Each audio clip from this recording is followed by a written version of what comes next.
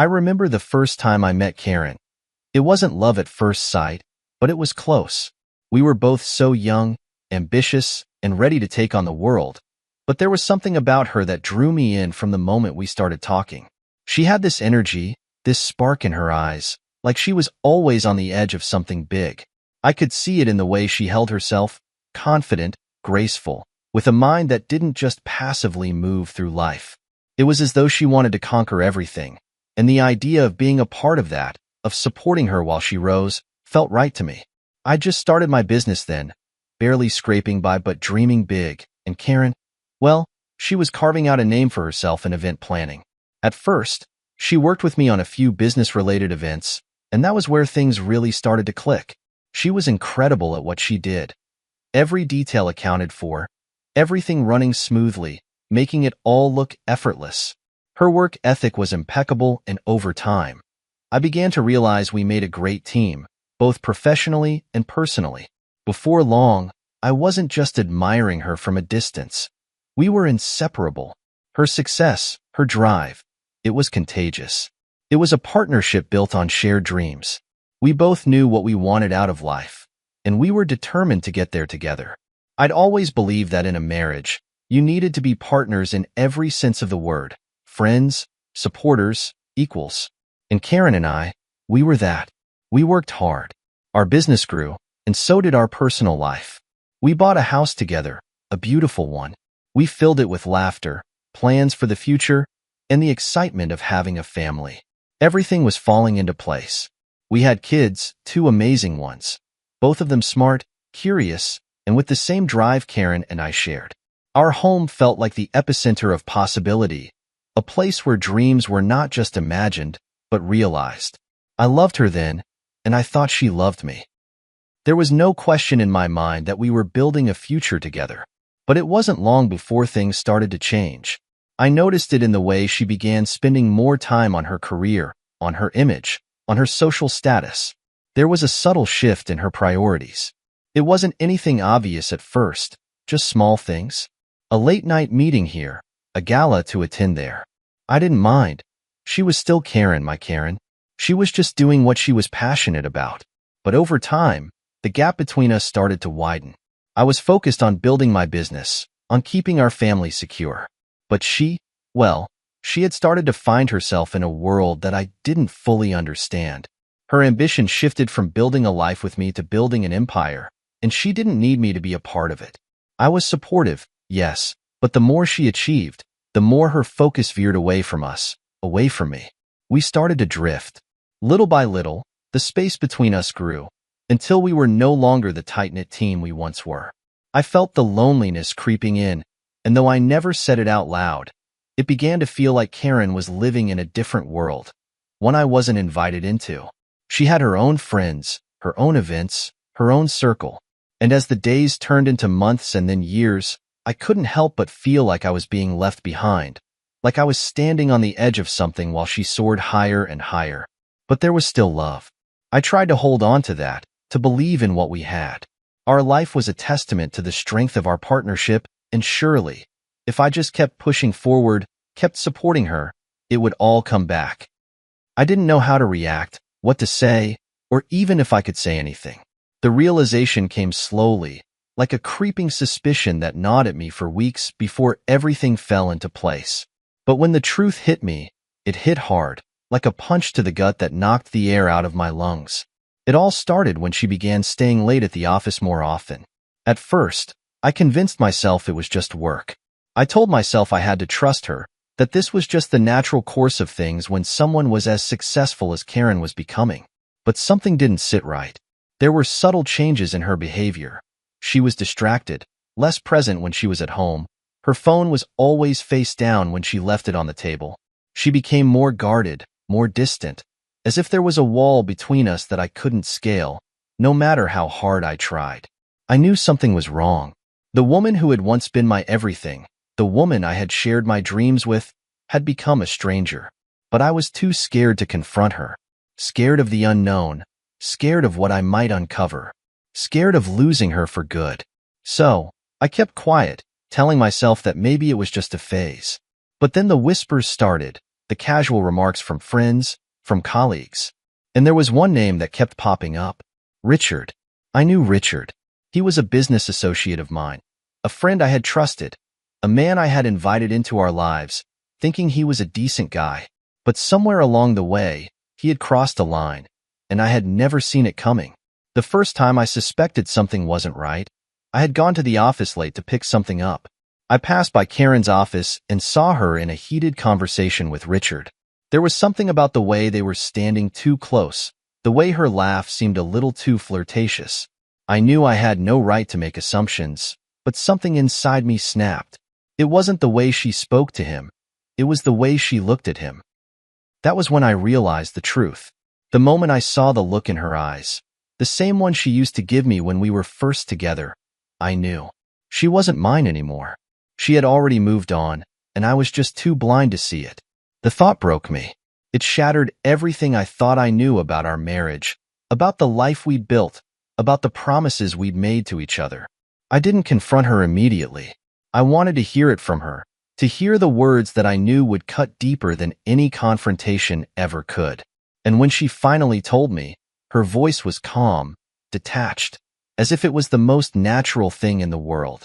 "I'm seeing someone, Thomas," she said, looking me straight in the eye, her voice devoid of any guilt or remorse. "It's over." It wasn't even the words that hurt.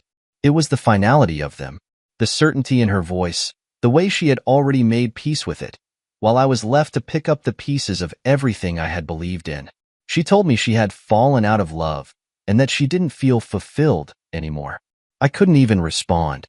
I was paralyzed, stuck in a moment I couldn't escape. The woman I had given everything to, the woman I had trusted with my heart, had already made up her mind. The divorce came shortly after. She demanded it, and I didn't fight it. I was too heartbroken to argue, too broken to even try to salvage what was left. Our children, our beautiful children, became the center of everything. I promised them that I would always be there, that I would never let them feel the pain I was experiencing. And I meant it. I loved them too much to let them suffer. But Karen's betrayal went beyond the affair itself. It was the way she had kept everything hidden, the way she had spun her web of lies, and how she thought she could just walk away from the life we had built without a second thought. It wasn't just the affair that crushed me. It was the way she had so easily tossed aside the life we had worked so hard for. Her priorities had changed, and I wasn't part of that new world. I wasn't the man she wanted anymore. It was clear to me that, in her eyes, I had become an obstacle, something she had to get rid of to move forward. The pain of that realization was almost unbearable. But as much as it hurt, I knew I couldn't let her see how much it affected me. I had to keep it together, for the kids, for myself. Karen and I agreed on shared custody of the children. It wasn't perfect, but it was the best we could do. I never wanted to keep them from her, even after everything. They deserved to see their mother, no matter how complicated things had become. But every time I dropped them off at her place, a wave of anger and sadness washed over me. It wasn't about the kids. It was about the betrayal, the way she had turned everything upside down without even a second thought. In the end, it was clear that Karen had moved on long before the divorce. She had already found her new life, her new identity, her new man. And me? I was left to pick up the shattered remnants of everything I thought I knew. I'd like to say I didn't care, that I was strong enough to just let her go. But the truth is, I cared more than I could put into words. I wanted to scream, to fight, to demand that she feel the same pain I felt. But I didn't. I didn't because I knew, deep down, that it was already over. And no matter how much I wanted to change things, I couldn't. What hurt the most was the finality of it. Karen had moved on, and I was left trying to figure out how to pick up the pieces of my broken heart. But life didn't stop. It couldn't. And as much as I wanted to wallow in my grief, I knew I had to keep going. I had kids to raise, a business to run, and a future to build. For the first time in my life, I had to learn to live without the person who had once been my everything. And it was terrifying. I thought I knew what pain was, but the aftermath of the divorce showed me a new kind of agony. A hollow emptiness I hadn't known existed. It wasn't just the loss of Karen. It was the loss of my identity, my sense of security, and the life I had carefully built with her. There were days when I felt like I was walking through life in a fog, unsure of where I was going or how to move forward. The weight of it all, the betrayal, the disillusionment, it was suffocating. But I had two things to hold on to: my children and my career. My children were my anchor. I knew I had to be there for them, to show them that no matter what had happened between Karen and me, I would always be a constant in their lives. The divorce didn't change that. They deserved to feel loved, secure, and supported, and I wasn't about to let them down. But the reality of raising them on my own was more challenging than I had imagined. I had to balance work, school events, doctor's appointments, and the endless day-to-day responsibilities that came with being a single father.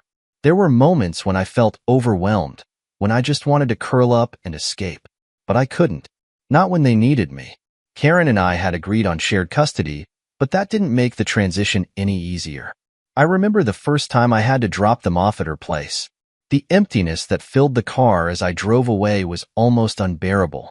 I wanted to turn around, to scoop them up and take them home with me, but I knew that wasn't what was best for them. They needed their mother just as much as they needed me. I wasn't the kind of man to wallow in self-pity, but I won't lie, there were nights when I wanted to. The house that had once been a home felt like a prison, empty and cold without Karen's presence. I tried to fill the silence with work, but even that couldn't keep the loneliness at bay. I spent hours in my office, long into the night, just to avoid the quiet of an empty house.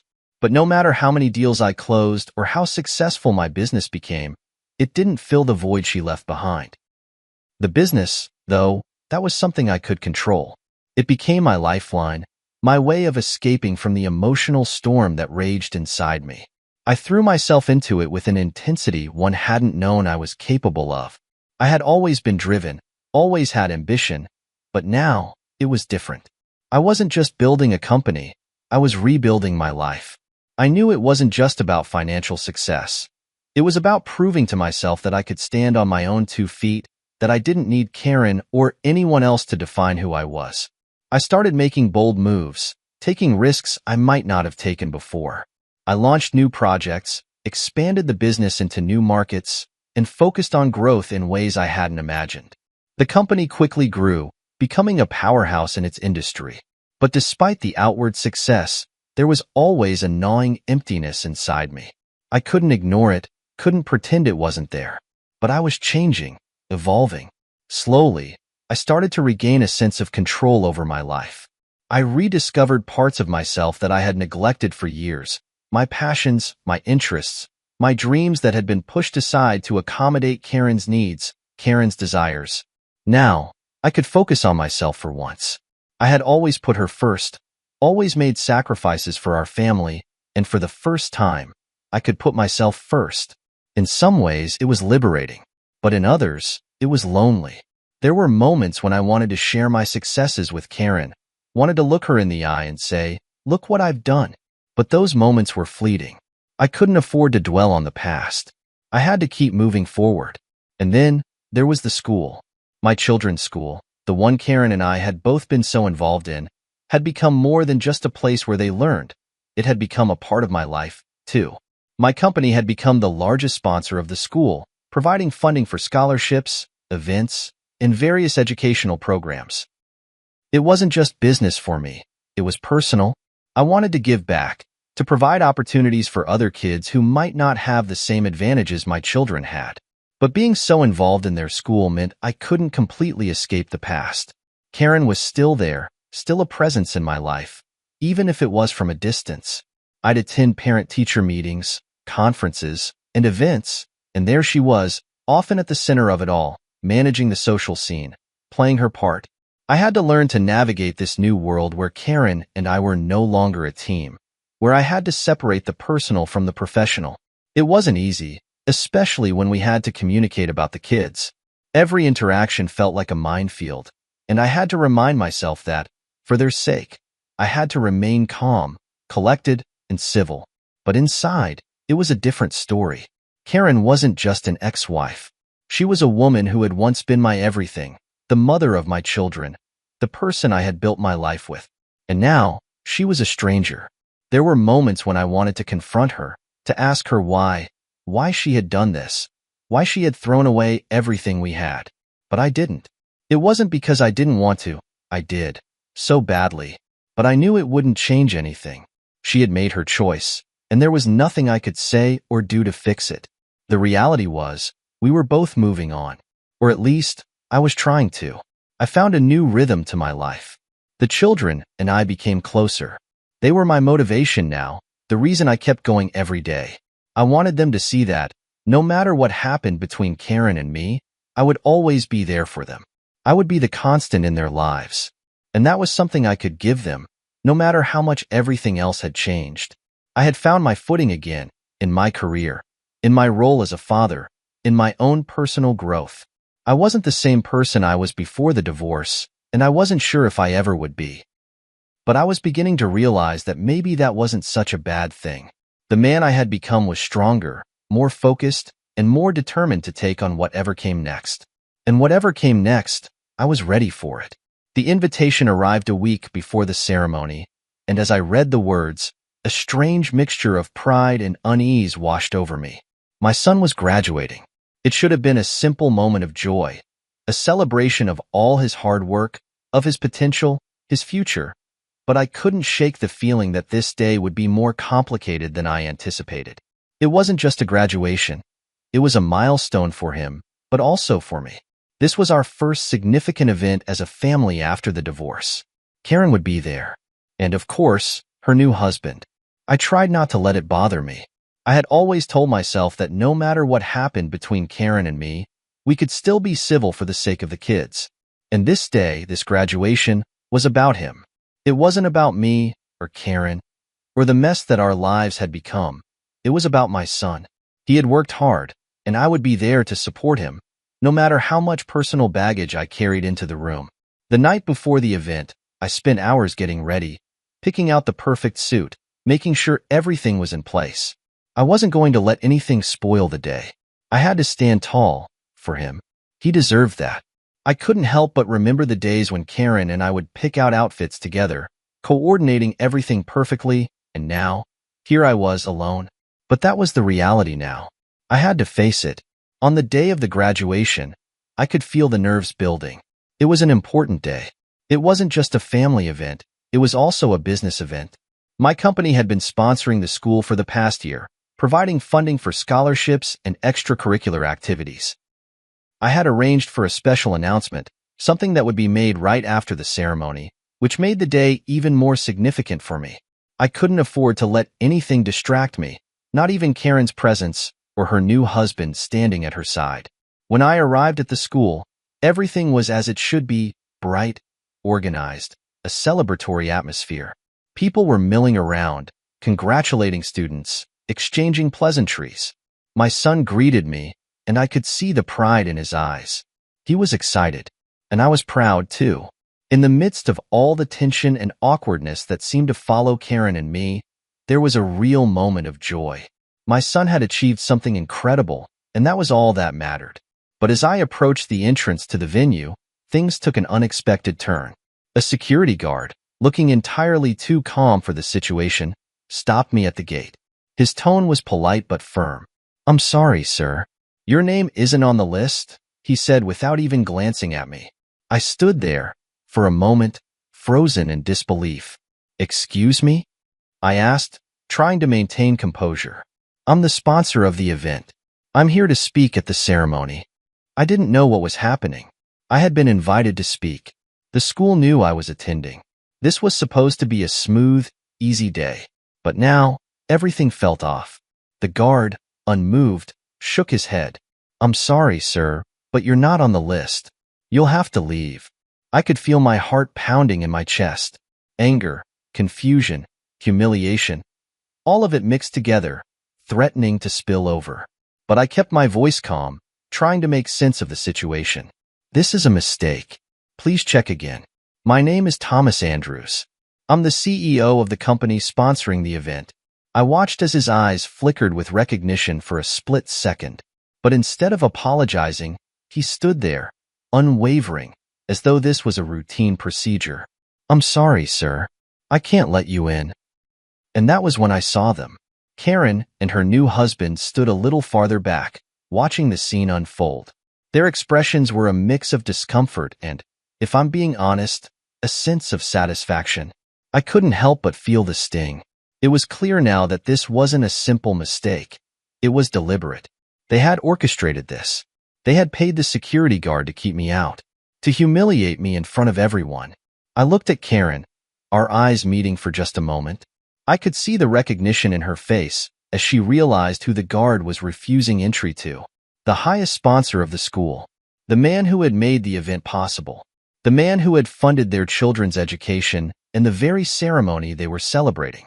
But she didn't step forward. She didn't try to fix it. She just stood there, her face pale, a look of guilt flashing across her features. I could feel the burn of humiliation, the heat of anger rising inside me. But I refused to let it show. I didn't want to give her the satisfaction. I didn't want to show her that she had broken me. I turned away, keeping my composure, and walked toward the back entrance. I was not going to let her win. Not today. Inside the venue, I could feel the tension the moment I entered. The atmosphere had shifted. People were whispering, staring at me as I made my way to the stage. The awkwardness was palpable, but I didn't care. I was here for my son. When I stepped up to the podium, I looked out at the sea of faces, students, parents, faculty, and then I locked eyes with my son. He was standing with his friends, beaming with pride. The moment was his, and I wasn't going to let anyone take that away from him. I cleared my throat and began to speak, my voice steady, my words clear. Today isn't just about the accomplishments of these students, I said, looking out into the crowd. It's about the future, about what they will do next. And I have no doubt that each one of them will go on to do great things. I glanced over at Karen, who was seated a few rows back, her new husband beside her. She looked uncomfortable, like she was wishing she could disappear. I knew she was regretting what had just happened at the gate, but I wasn't going to let her off the hook. Not now. After my speech, there was a brief applause, and I could see my son's face light up as he waved to me. The hurt from the gate was still fresh, but in that moment, all that mattered was him. I walked off the stage, feeling a sense of relief that it was over. But I wasn't done. There was more to be said. The evening carried on with speeches, dinner, and the usual festivities. But I couldn't shake the feeling of anger that bubbled under the surface. Karen had underestimated me. She thought she could push me aside, that I wouldn't notice her games, her manipulation. But she was wrong. And the time for her to realize that was coming. I wasn't just going to let her get away with this. Not anymore. The lingering bitterness from the graduation ceremony didn't fade easily. The sting of humiliation at the gate continued to gnaw at me, festering beneath the surface as I tried to focus on the bigger picture. The success of my business, my children, the life I was trying to rebuild.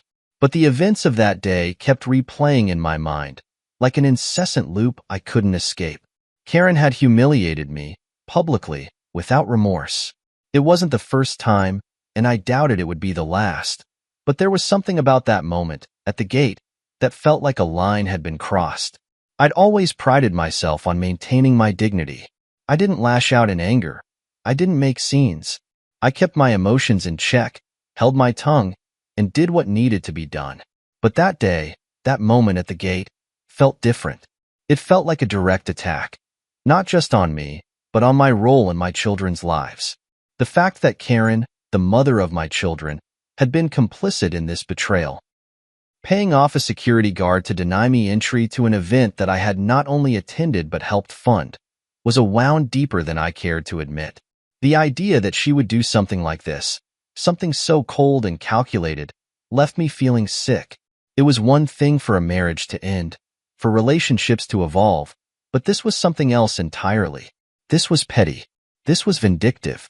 And what made it worse was how easily she had orchestrated it, as if she were a puppet master pulling strings behind the scenes, with no regard for the fallout, no consideration for the impact on our son, who had to watch his father be turned away from his own graduation. And yet, despite the bitterness, despite the humiliation, I found myself fighting to move past it. I couldn't dwell on the anger. I couldn't afford to let Karen control my life from a distance anymore. I had to focus on my children, on the future I was trying to build, not on the petty games she seemed to relish playing. Still, I couldn't shake the thought of it. The way she looked at me, her eyes full of a mixture of guilt and relief, and how her new husband, her current partner in crime, stood there beside her, looking as smug as ever. I knew what he was, what he had always been. A man who had taken advantage of a vulnerable situation. A man who had no business being involved in my family's life. Yet there he was, standing next to Karen as if they were the perfect couple, as if their lives were perfect, while mine had been reduced to ashes. As I drove home that day, the weight of it all settled on me like a ton of bricks. My son's beaming smile, the pride in his eyes as he watched me speak at the podium, had been the only thing that had kept me from unraveling entirely. But everything else, the way Karen treated me, the way she belittled me in front of everyone, the way she tried to pretend that I didn't matter, it all gnawed at me. I had to face it. I had to deal with her, confront her, and put an end to this twisted game she was playing. I couldn't wait any longer. The next day, I made up my mind. I was going to confront Karen, not just about the gate incident, but about everything. The way she had treated me, the way she had allowed this new life of hers to overwrite our entire existence. It was time to take control of the narrative, to make sure that I wasn't the one left in the shadows, like some secondary character in the story of our family's life. When I arrived at her house, it was quiet. The children were away, visiting a friend, and Karen was alone, which made this confrontation easier. I didn't want the kids caught in the crossfire of this battle, not yet anyway. But Karen? She would have to hear what I had to say. I knocked on the door, my fist clenched, and waited for her to answer. When she did, she looked surprised, but not shocked. This wasn't the first time I had shown up unannounced, but today felt different. I wasn't the man she had left behind. I wasn't the broken man she had walked away from. I was different now. I had changed, and I wanted her to see that. "What do you want, Thomas?" she asked, her voice cool but guarded. "I need to talk," I said, trying to keep my emotions in check. "About what happened at the graduation." Her eyes flickered with a brief flash of discomfort, but she quickly masked it. "It was a misunderstanding. I didn't know." "No," I interrupted, my voice rising slightly. "It wasn't a misunderstanding. It was deliberate. You paid off the guard to keep me out. Don't lie to me, Karen." Her face shifted, the mask slipping for a second. She opened her mouth to respond, but I held up my hand. "You can't hide behind your lies anymore. You can't pretend that I don't know what you're doing. You and Richard. You think you're untouchable, that I'm just some man who'll roll over and let you walk all over me. Well, I'm done." Her eyes hardened, but I could see the flicker of fear in them. She had underestimated me, had convinced herself that I was still the man she could control, the man she could manipulate. But I wasn't that person anymore. I had risen above the mess she had made of our lives, and I wasn't going to let her drag me back down. "Why?" I asked, my voice quieter now. "Why do you keep doing this? Why can't you just leave me out of it? This is between you and me. It was always between us. But now, you've brought this man into our family, and I can't stand by and watch you destroy everything we had. The children deserve better." Karen looked away, unable to meet my gaze. The silence stretched between us, heavy and thick. For a moment, I thought she might say something, might apologize, might acknowledge the hurt she had caused. But instead, she just stood there, her arms crossed, her expression unreadable. "You've changed," she finally said, her voice barely above a whisper. "You're not the man I married anymore." "No," I replied, my voice firm. "I'm not. And I never will be. Because the man you married doesn't exist anymore. I've had to rebuild myself from the ground up, and I'm not going to let you destroy me again. Not for the sake of your image, not for the sake of your new life, and certainly not for the sake of your pride." She didn't respond. There was nothing more to say. I had said everything I needed to. I turned and walked away, feeling the weight of the moment settle over me. I had faced her, confronted her, and let her know that I was no longer afraid. But even as I walked away, I knew the battle wasn't over. Karen wouldn't let this go. She never did. But for the first time, I didn't care. I had taken back my power in nothing. No manipulation, no deceit. would take that from me again. The future was mine to shape, and nothing she did could change that. It wasn't until much later, as I sat in the stillness of my office, that I fully understood the depth of what had happened that day. The events of the graduation ceremony, the humiliation at the gate, it was more than just a minor inconvenience. It was a calculated move on Karen's part, a deliberate attempt to strip me of my dignity in front of everyone. It wasn't just about the graduation. It was about control. It was about showing me that she held the power, that no matter how much I had achieved, how much I had worked for, I was still nothing in her eyes. I had tried to brush it off. I had tried to tell myself that it didn't matter, that the only thing that truly mattered was my relationship with my children and my success at work. But the truth was, it hurt. It hurt deeply. And no matter how much I tried to convince myself that I was above it, that I was stronger than that, the pain of it lingered. The next day, I walked into my office like any other day, trying to push the thoughts of Karen and her betrayal out of my mind. I had work to do, deals to close, clients to meet. The business was booming, and I had to stay focused on that. But even in the midst of the hectic day, the memory of the previous day clung to me like a shadow I couldn't shake off. As I sat at my desk, the phone rang, and I glanced at the caller ID. It was a colleague, someone I had known for years, someone who had been with me from the beginning of this journey. "Thomas, I just wanted to check in," he said when I picked up. "I heard about what happened at the graduation yesterday. Are you okay?" His tone was soft, almost cautious, like he wasn't sure if he should even bring it up. But there it was, the elephant in the room. I could feel the weight of his words, even over the phone. "I'm fine," I replied, forcing a smile I knew he couldn't see. Just one of those things. But he wasn't buying it. "You know, I don't want to gossip, but there were some rumors going around. People were talking about the scene at the gate. I'm sure you're aware. It's been all over social media." My stomach churned at the mention of social media. I had deliberately avoided looking at anything related to the incident, but I knew what that meant. I had seen the way Karen and her new husband operated, the way they used their influence to control their narrative. If they wanted to paint me as the villain, as the angry ex-husband who couldn't accept the reality of the situation, they would do it. And they would do it without a second thought. "I'm not concerned about rumors," I said, trying to sound more confident than I felt. "It's just noise." But deep down, I knew it wasn't just noise. It was a full-scale attack on my character. Karen had made sure of that. She had made sure that everyone who mattered knew about what had happened at the gate, that everyone saw me as the man who had been rejected, who had been cast aside by his own family. She had positioned herself as the victim, as the one who was simply moving on, while I was left in the dust, trying to hold on to a life that no longer existed. I didn't want to be that man. I didn't want to be the man who lived in the past, who allowed his ex-wife and her new life to dictate his every move. But that was exactly what was happening. The moment I stepped out of my office and into the world, I could feel the whispers, the stares. People were watching me, judging me, deciding who I was based on what they had heard, not on who I really was. It wasn't fair. But life wasn't fair. Later that day, as I walked through the lobby of the building, I saw Karen and her husband entering the building. They were holding hands, looking like the perfect couple, the kind of couple that people envied, that people admired. They were the ones everyone thought had it all together. They were the ones who had come out on top. And there I was, standing in the shadow of their success, struggling to keep my head above water. I wanted to turn away, to pretend I hadn't seen them, to avoid the inevitable confrontation. But there was no escaping it. Not anymore. Karen's eyes locked onto mine as they approached, and I could see the glint of triumph in her gaze. She wasn't even trying to hide it anymore. She knew what she had done, and she knew it had worked.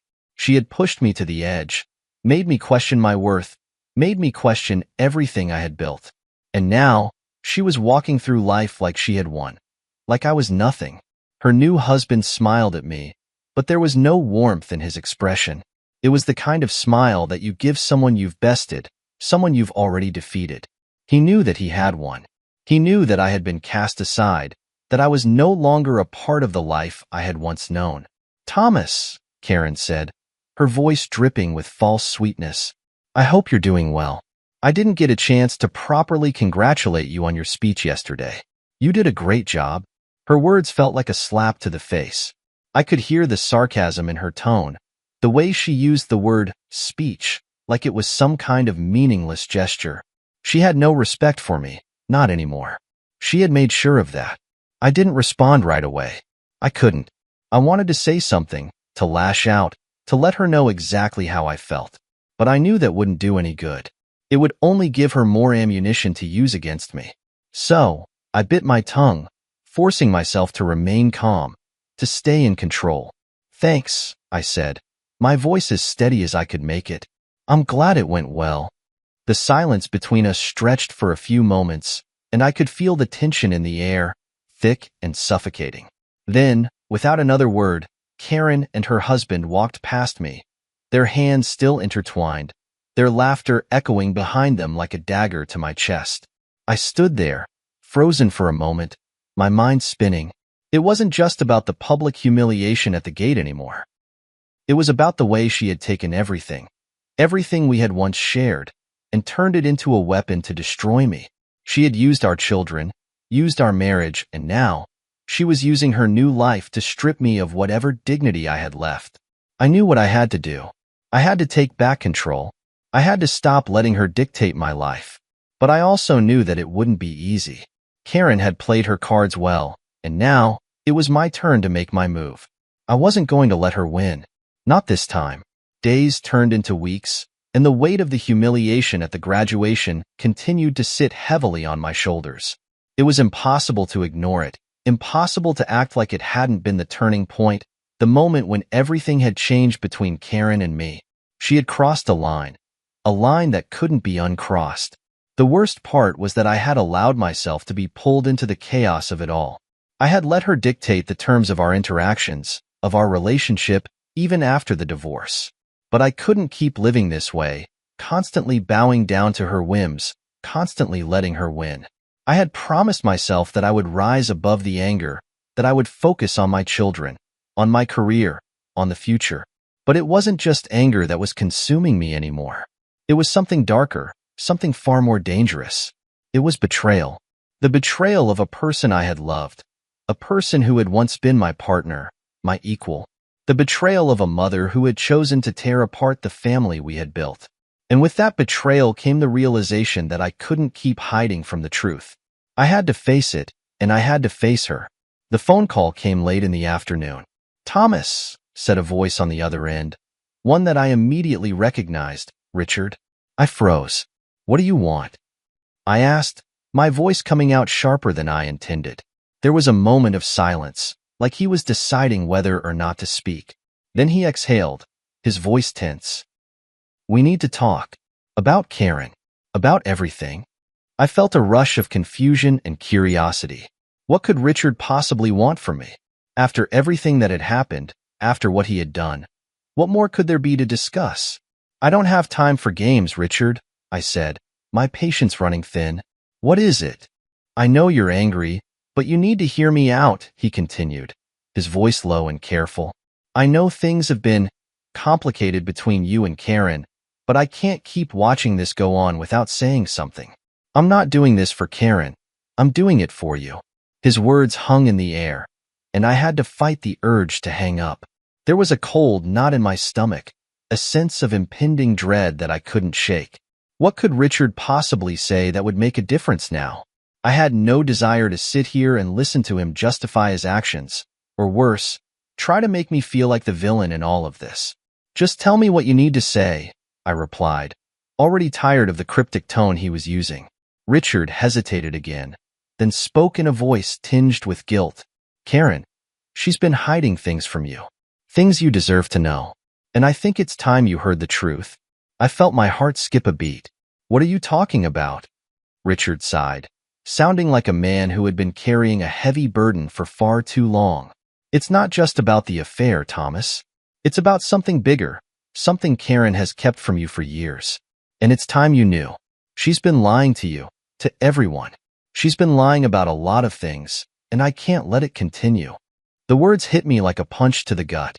I had spent so much time focused on Karen's betrayal, on the affair, that I had never considered what else she might be hiding. What else had she kept from me? What had she been keeping from everyone else? I had to know. I needed to know the truth.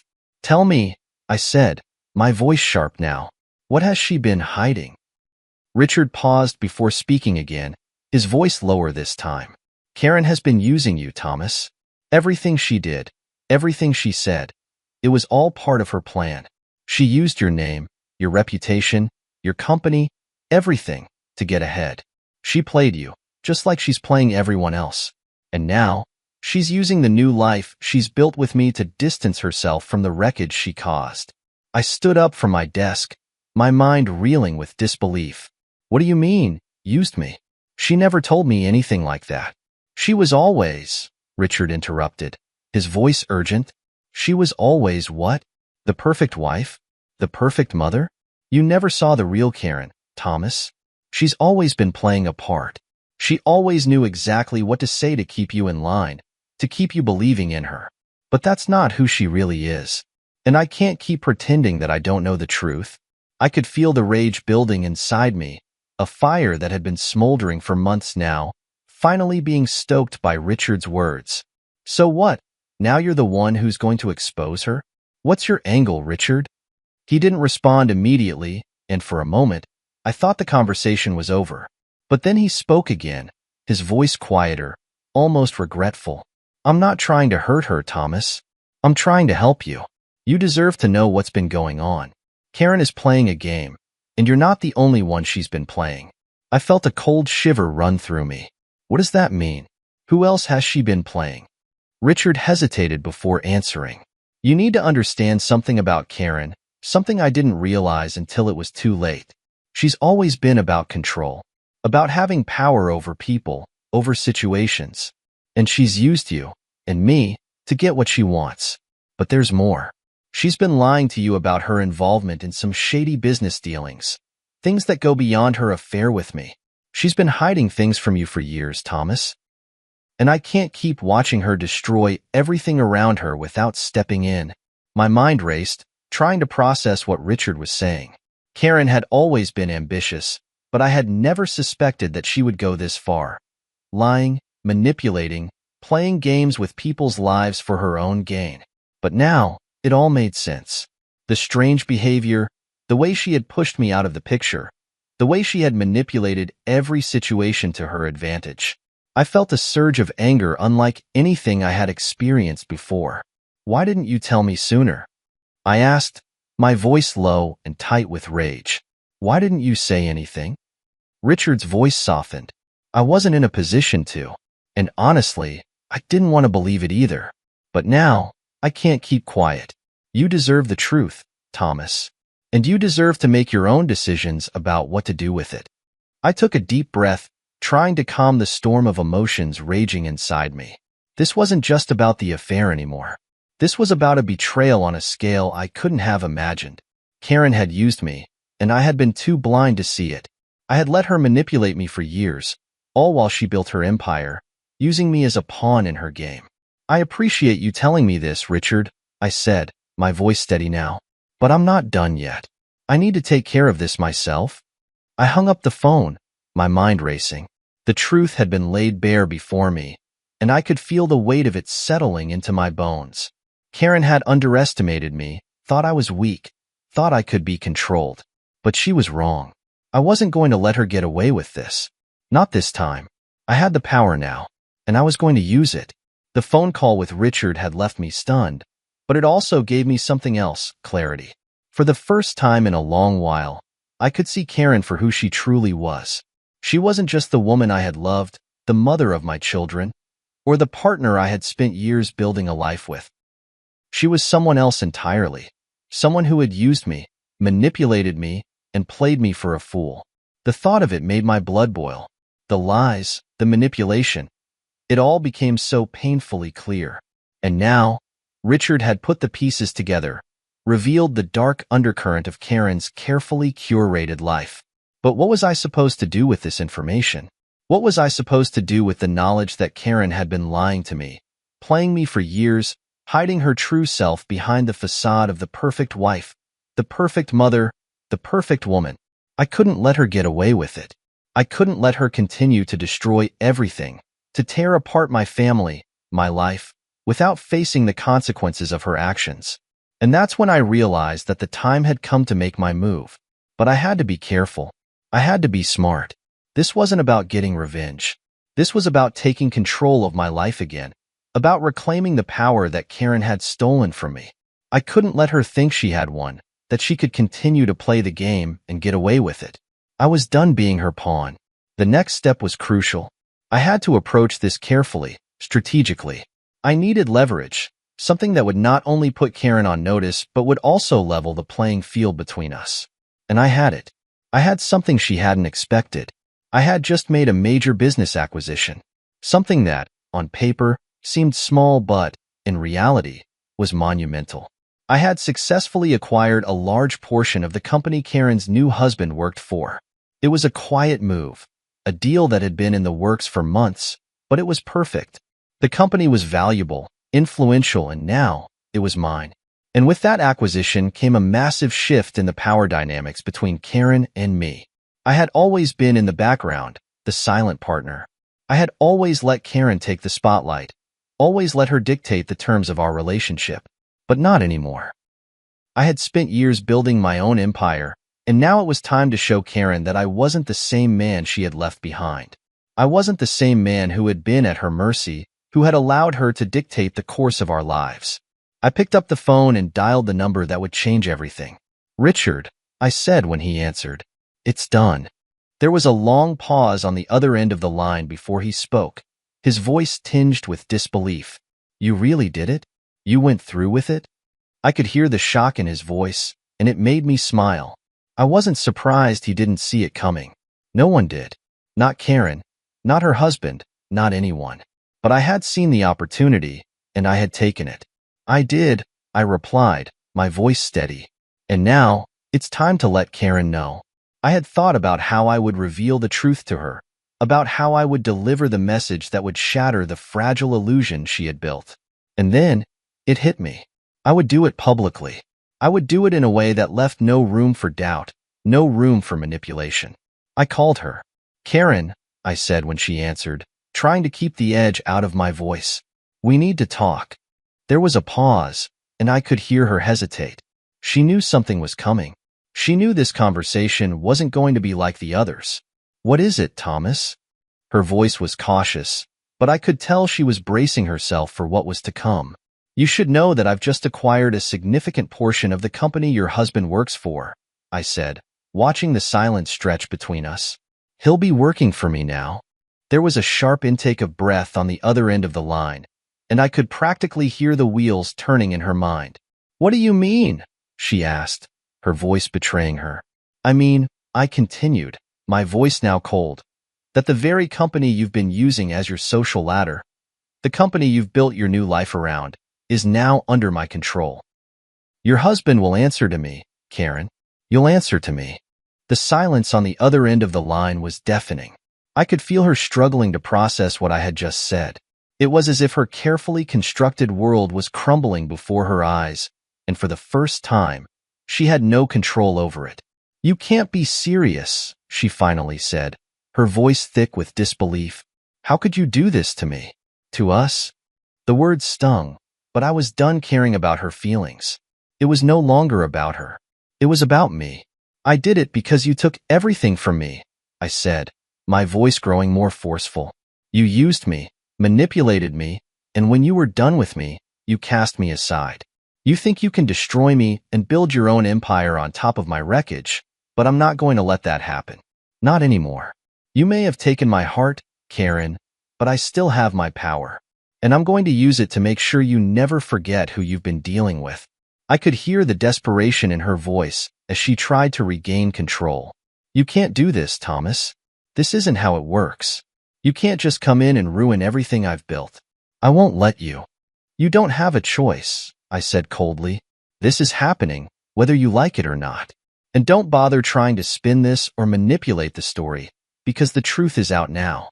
The real you, the woman who used me, is exposed for everyone to see. You're not untouchable anymore, Karen. I've taken back my power. And now, I'm going to make sure you feel the consequences of your actions." I hung up the phone, the weight of my words settling into my chest. It felt surreal, like I was standing at the edge of something I couldn't turn back from. But as I sat there, letting the silence wash over me, I realized something. I wasn't just taking back my power, I was taking back my life. And this was only the beginning. The days following my confrontation with Karen were a blur. The revelation of my acquisition had rocked her world, but I knew that would only be the beginning. This wasn't just about shifting the power dynamics. It was about taking control of my life again, and that meant everything to me. As the dust settled, however, I quickly realized that my bold move had consequences beyond what I had expected. Karen's betrayal had set off a chain reaction, one that I couldn't have predicted, and it was clear that the storm I had stirred up wasn't going to pass quietly. The first signs of backlash came quickly. My phone rang nonstop, with calls from people I had worked with, people I had trusted, all of them caught up in the ripple effect of my actions. The company acquisition, the tension between Karen and me, it had become headline news. The media had latched onto it like a feeding frenzy, picking apart every detail of our lives and twisting it to fit their narrative. People were asking questions. Everyone had an opinion on what had transpired. And in their eyes, I wasn't the hero of the story. I was the villain. The whispers started almost immediately. Friends, colleagues, people I had known for years, began questioning my motives. Was I doing this out of revenge? Was I trying to destroy Karen and her new life simply because she had moved on? I had expected it. I had known that there would be pushback, that people wouldn't understand why I had done what I did. But it still stung. It stung to hear the same people who had once supported me now turning their backs, their eyes filled with judgment. But none of that mattered. It couldn't matter. What I had done, what I was doing, was for me. It wasn't for anyone else's approval or validation. This was about reclaiming my dignity, my power, my identity. Karen had spent so many years dictating the terms of our relationship, of our lives. She had taken so much from me. But now, I was the one in control, and I would not apologize for it. The backlash escalated as Karen fought to regain the control she had lost. She went on the offensive, using her usual tactics to spin the story in her favor. She painted herself as the victim, the poor woman who had been unfairly targeted by her bitter ex-husband.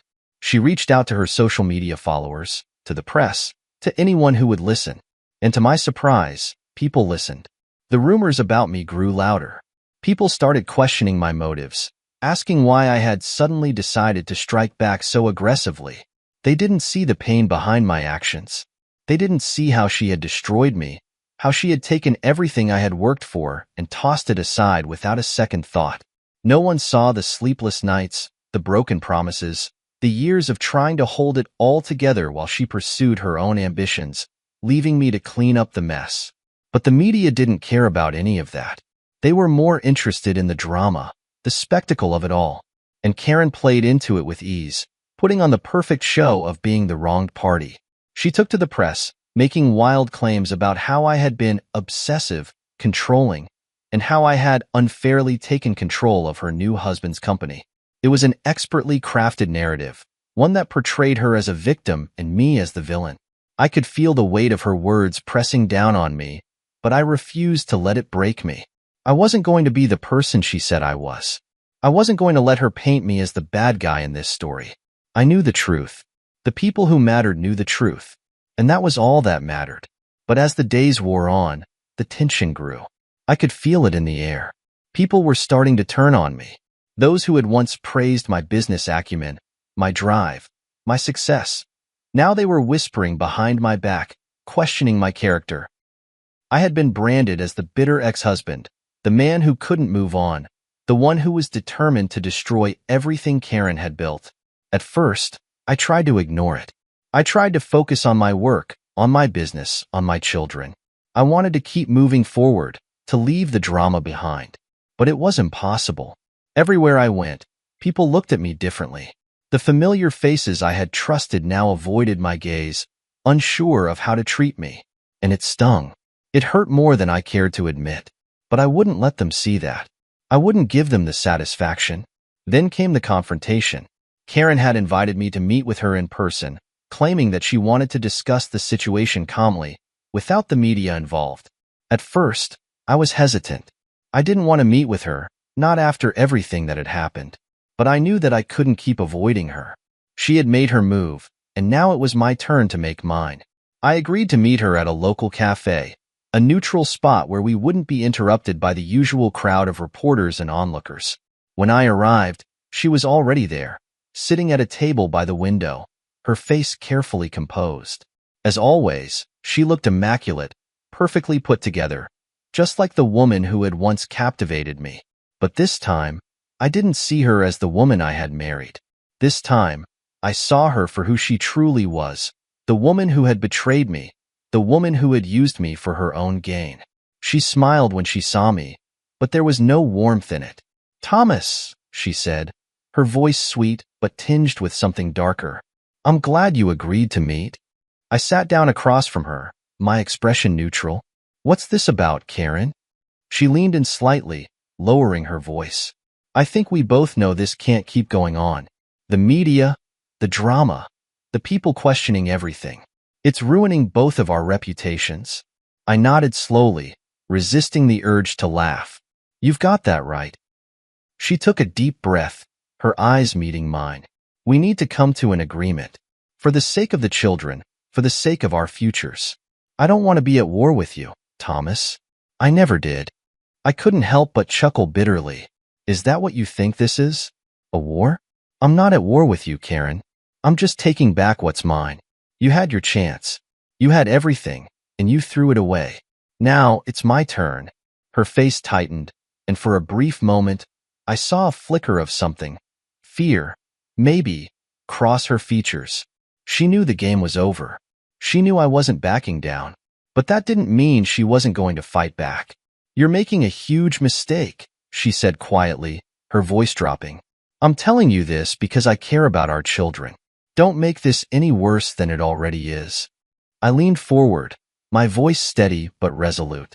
"You already made it worse, Karen. And now it's my turn to fix things.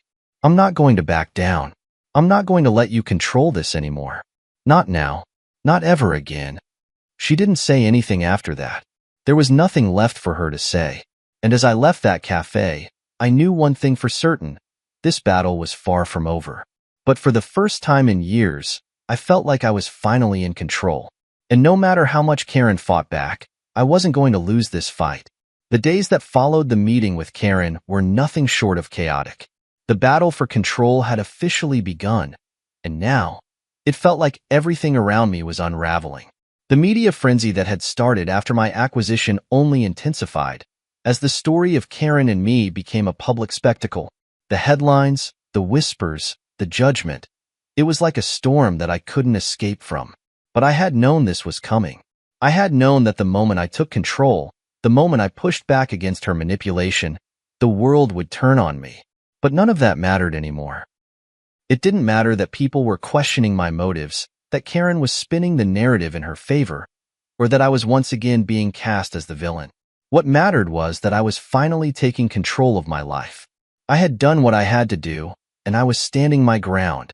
Still, as the days wore on, the pressure mounted.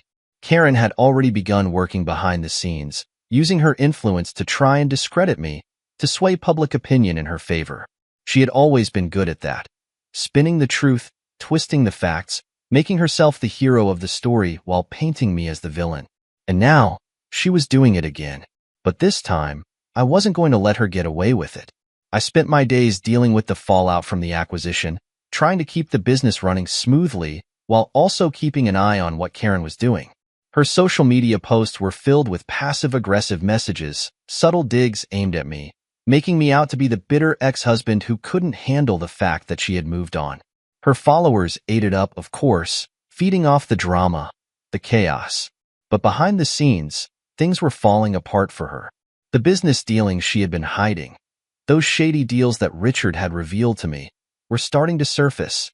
People were beginning to ask questions about Karen's involvement in certain transactions, about the things she had been covering up. The truth, as much as she tried to bury it, was beginning to come out. And I wasn't going to let her escape this time. I knew that I had to make my move carefully. I had already shaken her world to its core, but now it was time to finish what I had started. The children, of course, were my priority. They needed stability, they needed love, and they needed to see that I wasn't going to let her tear apart everything we had worked for. I had to shield them from the mess that was unfolding. But at the same time, I couldn't ignore the fact that Karen had crossed a line. She had used me, manipulated me, and now she was trying to play the victim. The damage she had done to our family, to everything we had built, was too great to let slide. One evening, as I was sitting in my office, going over the latest financial reports, my phone buzzed. It was a message from Richard. I opened it immediately, eager to see what he had to say. "Thomas, you need to see this," the message read. "I've got information that can take Karen down for good." I sat up straight in my chair, my heart racing. For months, Richard had been feeding me bits and pieces of information, all leading up to this moment. But now, it seemed like he was ready to make his move. I quickly dialed his number. "What do you have?" I asked, my voice low with anticipation. Richard didn't waste any time. "I've got documents. Proof of Karen's involvement in some shady transactions, connections with some people who've been laundering money through her events company. I've traced it back to her, Thomas." The next day, I called a meeting with my legal team. I couldn't afford to make any mistakes. The information Richard had provided was crucial, and I needed to ensure that we used it wisely. My lawyers were thorough, calculating, and they knew exactly how to handle a case like this. Together, we devised a plan. One that would not only expose Karen's illegal activities, but would also ensure that she would never be able to hurt anyone again. We gathered the evidence, prepared the documents, and set the wheels in motion. It was time to go public. But just as we were preparing to make our move, Karen's retaliation came in full force. I received a call late one night from one of my closest business partners. "Thomas," he said, his voice urgent, "we've got a problem. Karen has started making moves to discredit you, to ruin your reputation. She's spreading rumors about your business dealings, trying to make it look like you're the one involved in illegal activities." I felt a surge of anger rise up in me. It was exactly what I had expected. Karen would stop at nothing to protect herself, to destroy me if necessary. But this time, she had underestimated me. "I'm not going to let her get away with this," I said, my voice steely with resolve. "We're going to take her down, and this time, she won't be able to escape." The next few days were a whirlwind. The media caught wind of the story, and it spread like wildfire. But this time, the narrative wasn't controlled by Karen. This time, the truth was on my side. As the legal proceedings moved forward, as the evidence against Karen piled up, I could see the cracks in her armor. The once confident woman who had held so much power, who had used me and everyone around her for her own gain, was now scrambling to cover her tracks. The more she tried to defend herself, the more the truth came to light. Her lies, her manipulations, they couldn't hold up under the weight of the evidence. In the end, Karen's carefully constructed world crumbled. Her business empire, built on deceit and corruption, was dismantled piece by piece. The truth had caught up with her, and there was nowhere left for her to hide. For the first time in years, I felt the weight of the burden lift from my shoulders. I had fought for my life, for my dignity, and I had won. It wasn't about revenge anymore. It wasn't about making her pay for what she had done. It was about reclaiming my power, my life, and my future. As the dust settled and Karen's world crumbled, I stood tall. I had taken control of my life again, and this time, I wasn't going to let anyone take that away from me.